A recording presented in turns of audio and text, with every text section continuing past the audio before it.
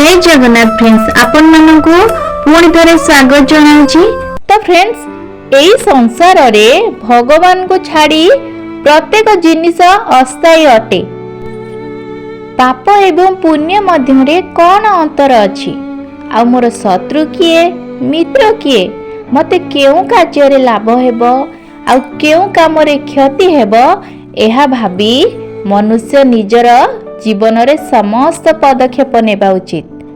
संकट समय रे सेवकंकर विपद समय रे भाई बंधुंकर आउ आपत्ति समय रे मित्रंकर धन नाश समय रे निजर स्त्रींकर परीक्षा होई थाए।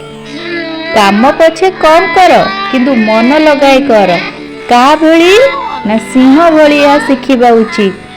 समय मध्य रे काम करिबार गुण पारा पाखुरु शिखिबा उचित। ठीक सही परी अन्य को विश्वास न करिबा कुआ पाखुरु शिखिबा उचित। बहुत भोकर भी संतुष्ट रहिबा आउ गभीर निदरे जागृत होई रहिबा मालिकंकर विश्वस्त हेबा एहा कुकुर ठारू शिखिबा उचित। जदि धनर नाश होई थाए मनरे शांति भंग होई जाए। एही सब कथा बुद्धिमान लोके अन्य को कहंतु नाही।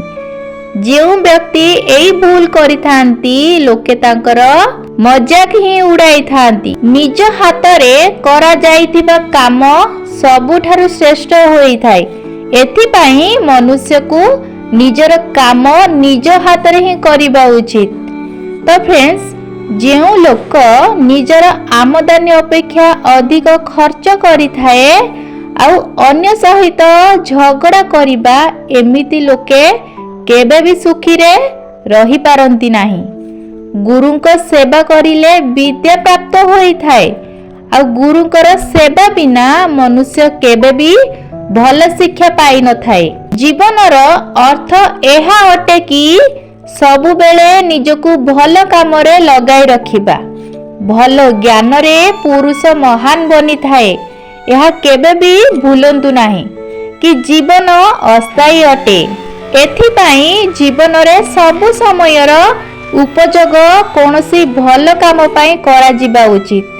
जेते पर्यंत जीवन अछि सेते पर्यंत सबु कार्यर आनंद अछि किंतु जेते बेले मृत्यु आसी जीवन को अंत करि देबो एहा सहित सबु जिनिसर अंत होई जाई थाए।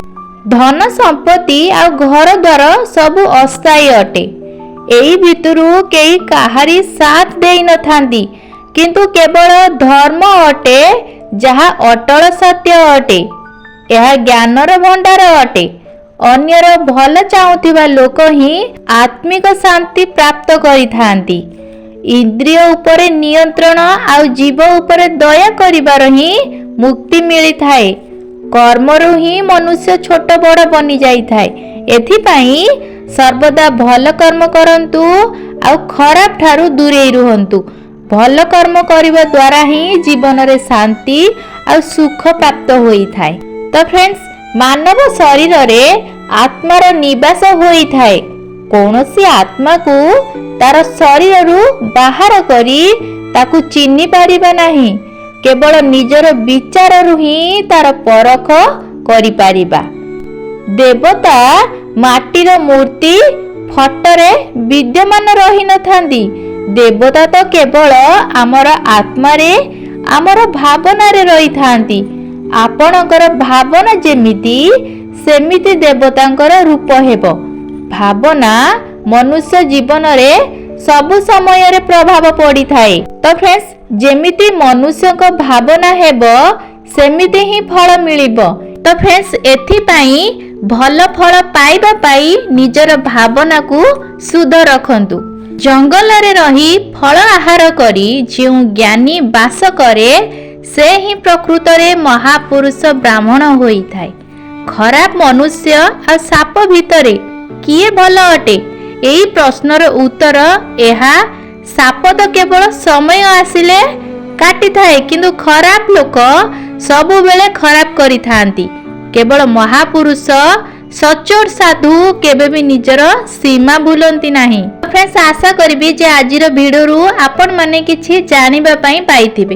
तो आशा करी जे आज भिडियोटी आपण माननकु निहाती भाबरे भल लागिथिबो। जदि भिडियोटी भल लागिछि निहाती भाबरे लाइक शेयर एंड सब्सक्राइब करिया पई जमा भी भूलिबेनी। पुणी थरे कहि रखिबी जदि चैनल ले नुआ अछंती दया करी चैनल को सब्सक्राइब करंतु। आ आगो को एई भली वीडियो देखिबा पई चैनल से एमदी जोड़ी होई रहिथांतु। आज भिडियो एतिकी रहिली। जय श्री राम।